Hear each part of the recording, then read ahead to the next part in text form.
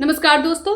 Delhi high court के जज justice Yashwant Verma के घर में भारी मात्रा में बेहिसाब नकदी मिलने के बाद राजनीतिक और न्यायिक हलकों में खलबली मच गई। इस अप्रत्याशित खुलासे के बाद न्यायपालिका की निष्पक्षता और पारदर्शिता पर सवाल उठने लगे हैं। इस मुद्दे को गंभीरता से लेते हुए राज्यसभा के सभापति जगदीप धनखड़ ने तत्काल प्रभाव से सभी दलों के नेताओं की एक बैठक बुलाने का फैसला लिया है। इस निर्णय पर नेता सदन जेपी नड्डा और नेता प्रतिपक्ष मल्लिकार्जुन खड़गे की सहमति भी प्राप्त हुई है। यह मामला सामने आने के बाद से ही विपक्षी दल सरकार पर दबाव बना रहे थे कि न्यायपालिका से जुड़े इस बड़े विवाद पर सदन में चर्चा की जाए। मल्लिकार्जुन खड़गे ने इस विषय पर सदन में खुली बहस कराने का सुझाव दिया था ताकि इस मामले में पूरी पारदर्शिता बरती जा सके और न्यायपालिका की विश्वसनीयता को बहाल रखा जाए। इस पर सभापति धनखड़ और जेपी नड्डा ने सहमति जताई और जल्द से जल्द बैठक बुलाने की बात कही।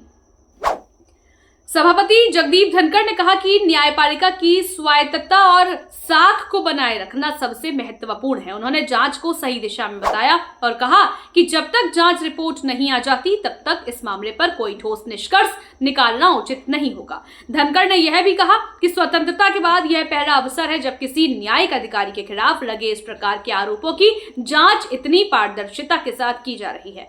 उन्होंने इस मामले में मुख्य न्यायाधीश जस्टिस संजीव खन्ना की सराहना करते हुए कहा कि उन्होंने बेहद निष्पक्ष और प्रभावी तरीके से इस पूरे मामले को संभाला है। इसके तहत जांच प्रक्रिया को पूरी तरह पारदर्शी बनाने के लिए एक विशेष जांच कमेटी का गठन भी किया गया है जो जल्द ही अपनी रिपोर्ट सौंपेगी।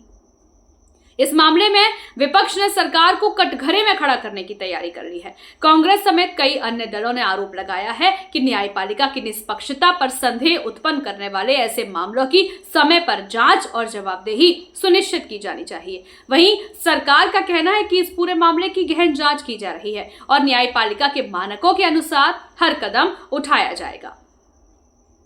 देश भर में इस मुद्दे को लेकर जनता भी बेहद चिंतित है। कई कानूनी विशेषज्ञों और पूर्व न्यायाधीशों ने इस मामले को बेहद संवेदनशील करार दिया है और न्यायपालिका की गरिमा बनाए रखने के लिए उचित कदम उठाने की बात कही है। सोशल मीडिया पर भी यह मुद्दा चर्चा का विषय बना हुआ है, जहां लोग पारदर्शी जांच की मांग कर रहे हैं और इस घटना को लेकर अपनी राय जाहिर कर रहे हैं।